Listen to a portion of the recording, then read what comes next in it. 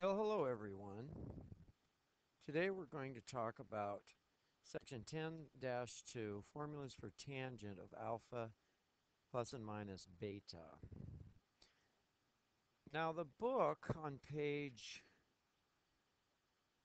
375 gives some formula for tangent, and on 376 a difference formula for tangent, and they're just fine. And I think the derivation of those formulas is pretty straightforward, so I'm just going to leave that to you um, to go through on your own.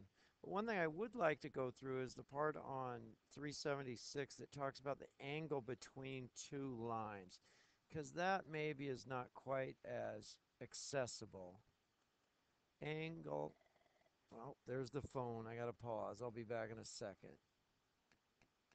All right, we're back at it. That was my wife, so I had to take the call. Thank you, everyone. But from your perspective, it didn't take long at all. So while I was chatting with her, don't tell her I was not completely focused on what she was saying. While I was chatting with her, I drew up a couple of things. Number one is a coordinate plane here, like you used heavily in Algebra 1 with an x and a y axis, and a line on that coordinate plane. And just like in Algebra 1, you can look at the slope of this line. In the early days, if you can't find a friend, make a friend. We called this slope the rise and the run way back when. Slope. And it was normally referred to with the letter M. So the slope of this line talked about how steep it is with the rise and the run. And we would say M equals rise over run. And that's cool. But then as we got a little more sophisticated, we said instead uh, delta y over delta x. And we started talking about slope as a rate of change rather than a steepness. We talked about a rate of change. And then that allowed us to look at anything, not just a linear relationship. We were able to look at all kinds of applications in the real world. How fast water was leaking out of a tank, or how fast an investment was growing, or how fast population was growing, things like that. We talked about rate of change, how fast people were walking, or how fast an aircraft is flying versus time. All of that stuff is rate of change. And that was very, very useful. And then when we got really, really sophisticated later in life, as your ancient math people, we talked about this in terms of the unit circle,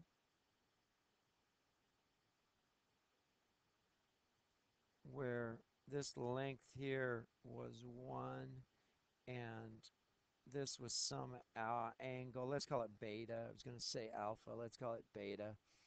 And now we talked about this height over here. I'm going to move these just briefly, just a little bit. And then we talked about this height here, now not being in terms of distance, but we talked about it being sine beta. We made it relative to this angle, and really it was 1 times sine beta, r sine beta, and then of course r cosine beta, but in this case r is just 1, so it's out here though, multiplicative identity. So just cosine beta. If r is anything other than 1, it's going to be r cosine beta. Okay? So now we can think of slope not as rise over run, not as delta y over delta x, but we can think of slope as sine beta over cosine beta. Okay, now you can really impress your date with that. Kind of like going from some, you know, Oscar Mayer hot dog to a, with plain mustard to a kielbasa with stone ground mustard and down here you're into some uber gourmet sausage, with Dijon mustard. I don't know. Just making that analogy up. Okay, so now we have sine over cosine, and that is slope. But wait, there's more. Sine over cosine, we all know to be what? You're right. Tangent beta. Slope and tangent have that relationship. Pretty cool. So, and we can use this knowledge to talk about angles between two lines. Now here's the setup from page 376 in 10-2, talking about the angles between two lines. And I just recreated what is in the book. But the big point, I think, here is that it's not, I don't know, completely obvious. The author kind of assumes that you know something from geometry, which was a million years ago from your perspective. So let's review briefly, some geometry things. So right here, we have this line and this line intersecting. And then I'm going to pull that out so we can focus just on those. If you have two lines intersecting, and if you have an angle alpha here, there's something called a straight angle theorem.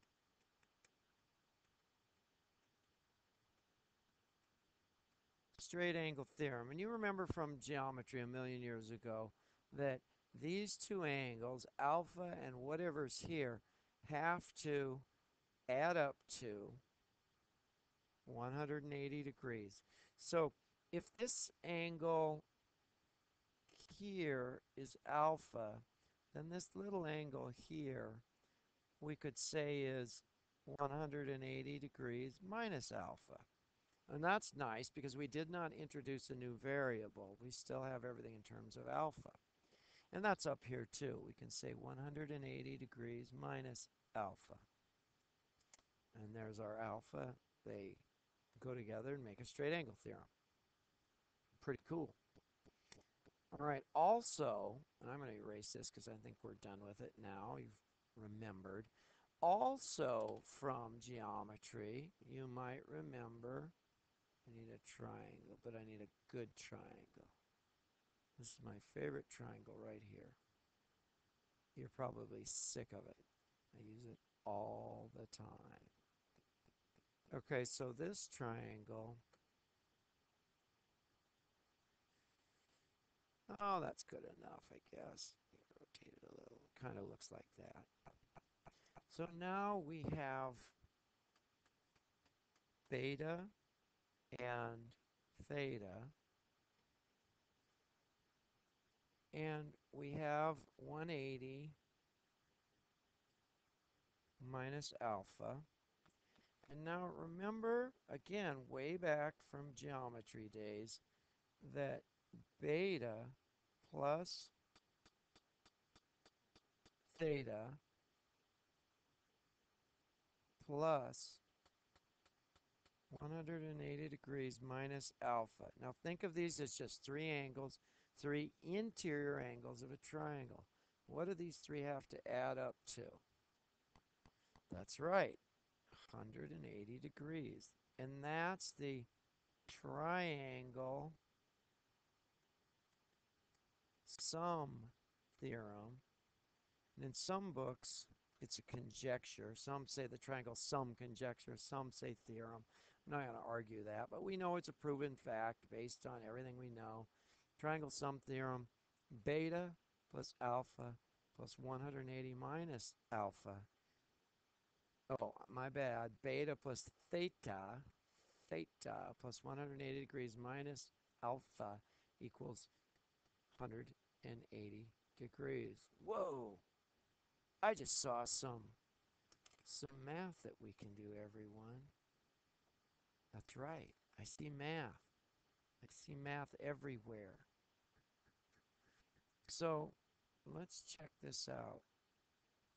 We really don't need these parentheses. I just did that for your own visual enhancement. We can take this out and we can say plus 180 degrees minus alpha. Same thing.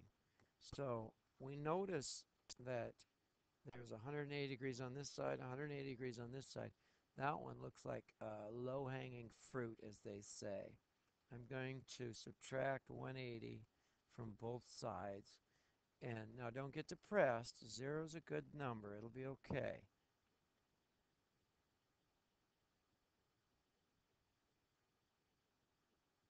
Zero. That's all right. We like 0. Okay. Now we can say that, well, we can say that theta equals alpha minus beta. Notice, and I don't hope I'm not skipping a step. I just added alpha to both sides, and I subtracted beta from both sides. And then 0 plus alpha minus beta. And that, ladies and gentlemen, is very cool and very useful because that gives us our alpha minus beta right here, which is what we're talking about in this section. And that is huge and wonderful because that'll allow us to find this angle theta up here using our distance formula, or distance, gosh, I'm tired, sorry, difference formula for tangents. It's hugely cool. Because remember, a long time ago, last chapter, you could only do tangents of the really popular angles, you know, the blonde-haired, blue-eyed angles, right. But now, everyone gets their shot at immortality. Here we go.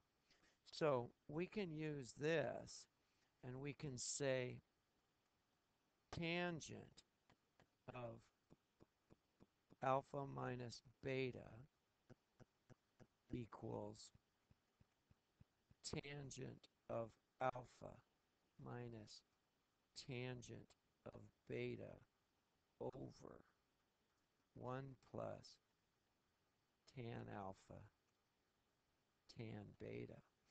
Very cool, very cool. That's where it comes from. Okay, so if we know any parts of that, then you can just plug it in. And there is example 2 in the book. And I think at this point you can plug in those items and you'll be okay.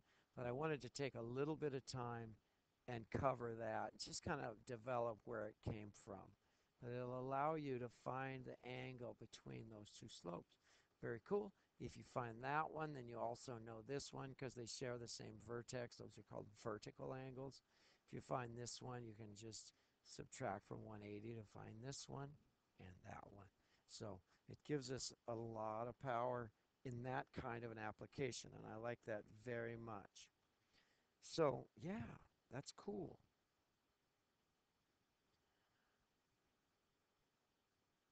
So I'm not going to do the rest of that. I would like to work one example.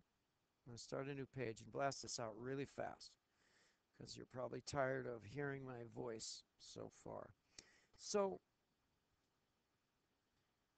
in the old days, as I said earlier, we could do tangent of 30 and tangent of 45 degrees and 60 degrees, and then there are evil twins in quadrant 2 and quadrant 3 and quadrant 4. And, you know, those were great, but it kind of limited us. You know, we didn't have a lot of flexibility. But now with these formulas, we can do a lot of different angles. For instance, what if I wanted to do, for this example, the tangent of 195. Okay? That shy, quiet angle that hangs out in the back of the room. Not a problem. We can do that. In fact, we can do it more than one way. So we have to look first at tangent of 195 equals the tangent. And we need the sum or difference of any two other angles. And there's lots of different ways. Probably quick ones that jump to mind for me. I see there's a 5 here, and so I would subtract 45 from this and get 150, and I would just say that's the tangent of 150 plus 45. And notice 45 is right here, and 150 is a cousin of, of 60. 60 would be a reference angle there for 150. Okay, so let's try to blast that out using our formula. We can say that the tangent of 150 plus 45 degrees equals, I need the plus page here, equals the tangent of 150 plus the tangent of 45 all over 1 minus the tangent of 150 times the tangent of 45. Very cool. Very cool. Okay. Let's keep going a little bit. So we know that the tangent of 150 plus 45, you can grid these off your unit circle very, very fast, very easy. So we would have then negative 1 plus square root of 3 over 1 minus negative 1 times the square root of 3. Tangent of 150 is negative 1. Tangent of 45 is square root of 3. Add them here, multiply them there. No worries. So let's see what we get then. So this equals, just for ease of figuring, I'm going to write this the other direction so that negative 1's not just hanging out there. And then we can clean up this denominator. That's going to be the square root of 3 plus 1. Okay, now we have to say to ourselves, what's the easiest way to handle that? And I look at the bottom, and you know what I'm going to say. I want to clean that up. So I'm going to multiply times the square root of 3 minus 1. Whatever I do there, square root of 3 minus 1 for the numerator. Notice I'm just multiplying by 1. Not a big deal. But it will clean this up when you see those.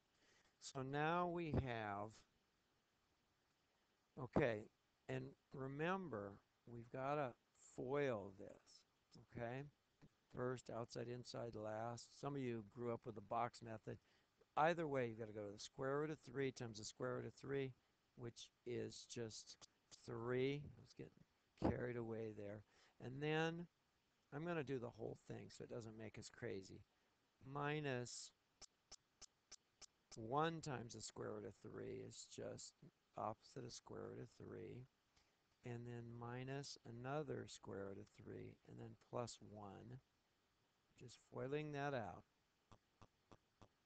First, outside, inside, last. Get these 3. Do the same thing on the bottom.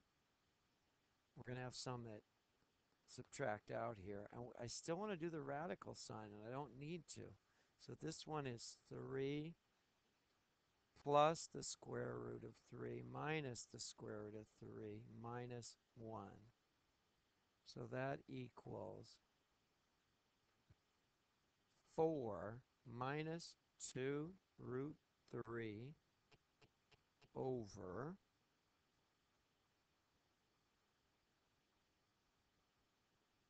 2.